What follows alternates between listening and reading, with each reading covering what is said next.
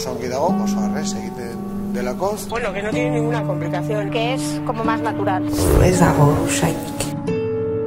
Ikusten duzu erlojoa? Bai. Bildu eta aterako zarete, bale? Bai? Eta komposta? Eta komposta horregatik gogoa bat zabe. Ikusten? Venga. Pues amaiketako ekartzen dute gauzak eta igual fruta ondakinak eta hor badugu bi kubo, bat aurre hezkuntzako ikasleek biltzen dutena eta beste bat lehen hezkuntzako ikaslea hori patio ordutan biltzen dena, hori bada hondakin iturri bat. Gero bada hemen jantokia eskolan eta hor ere badirinean horrelako hondakin organikoak, o albarazkiren askoratzen dena, fruta hondakinak eta gero familiei kurso hasieran ohar bat pasatzen diogu, esplikatzen ze plana dugun konpostarekin eta etxetik ere, tarteka ekartzen dituzte gauzak. Reciclamos absolutamente todo. Es muy fácil. Tengo debajo de la fregadera, que no huele ni nada, pues cuando nos apetece o cuando se llena, venimos aquí, le damos la vuelta. Tuve noticias de que la Mancomunidad va a empezar un proyecto piloto, pues con algunas familias. Me apunté y me dieron esta compostera grande. Te preguntan más o menos el volumen que crees que generas para dártela grande o pequeña. Azalak eta frutaren azalak eta olakoak zuzenean botatzen ditugu kompostadorera. Eta gio, pues igual aragi edo arrain eta sobratzen dien zea hoiek, pues itzen ditugu kartu pare bat, eta hoiek ematen dioten, pues nola esango du, lehenbizko tratamentu ba, ez?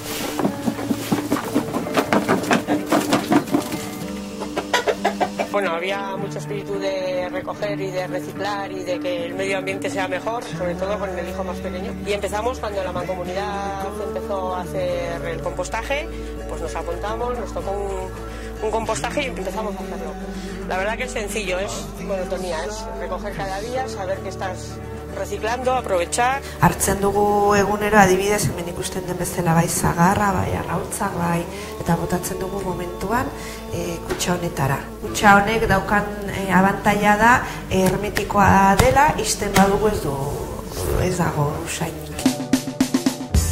En casa tenemos ya los cubos y todo el mundo sabe que el orgánico va, este cúbico que anda por aquí, que es que es muy sencillo y a diario no te cuesta nada bajar.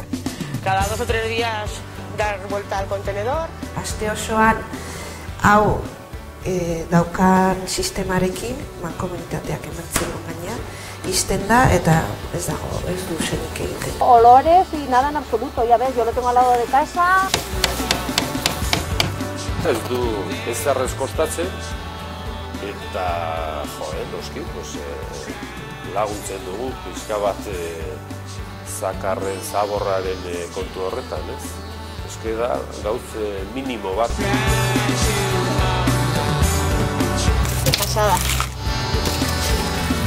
Askotan, oso kaskalak eta daudenak, directamente. Eta bestelaz, pasatzen duzunean, geratzen da horrela. Yo pedí una grande porque somos 2 casas, y la verdad es que saco muchos kilos de compost que yo utilizo para la huerta. Joan den ikasturteko prozesuak emaitza begin izan dago.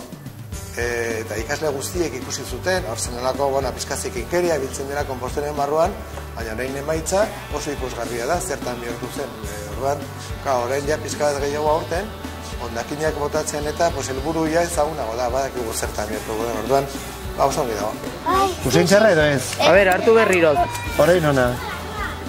Eta oso modu errezean eta bere ganatzen dute sistema hau eta nondik nora doan. No tiene ninguna complicación, aquí tenemos el resultado para poder echar tanto a la huerta como a las flores y regalar a un amigo que otro que no tienen posibilidad, aunque ahora ya todo el mundo va a poder tener.